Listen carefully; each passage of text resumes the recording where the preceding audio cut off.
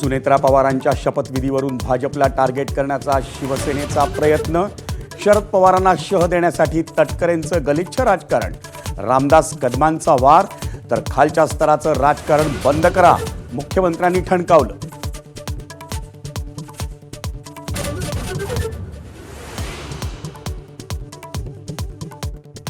अजित पवारांच्या अपघातावरून शंकेचा धूर शमेना, अपघाताच्या दिवशीचं सीसीटीव्ही फुटेज जारी करण्याची मिटकरींची मागणी, तर दादांच्या विमानात बॉम्ब होता का, बजरंग सोनवणेंचा संशयाचा बॉम्ब.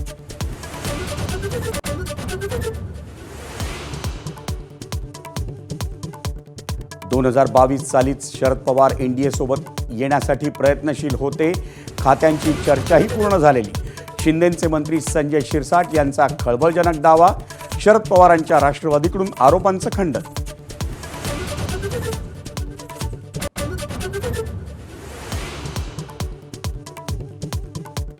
कल्याण डोंबिवली पाठोपाठ नाशिक महापालिकेतही सत्तेसाठी राज ठाकरेंची लवचिक भूमिका, मनसेचा एकमेव नगरसेवक सत्ताधाऱ्यांसोबत, तर उद्धव ठाकरेंची शिवसेना विरोधी बाकांवर.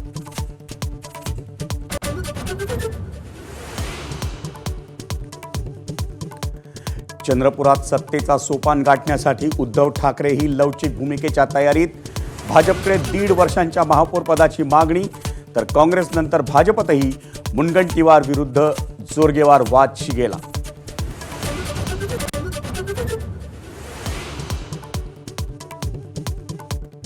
ई-केवायसीची पूर्तता न केल्यानं राज्यभरातले हजारो शेतकरी अनुदानापासून वंचित, 8,733 कोटींची नुकसान भरपाईची रक्कम पडून.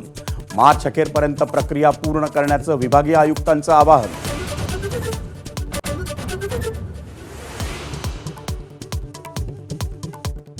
मुंबई पुणे एक्सप्रेसवेचा प्रवास जलद करणाऱ्या मिसिंग लिंकच्या अनेक डेडलाईन्स उलटल्या.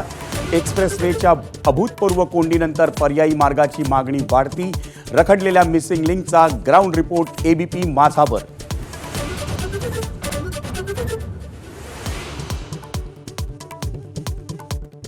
अंडर-19 विश्वचषकात युवा टीम इंडिया विजयाच्या उंबरठ्यावर.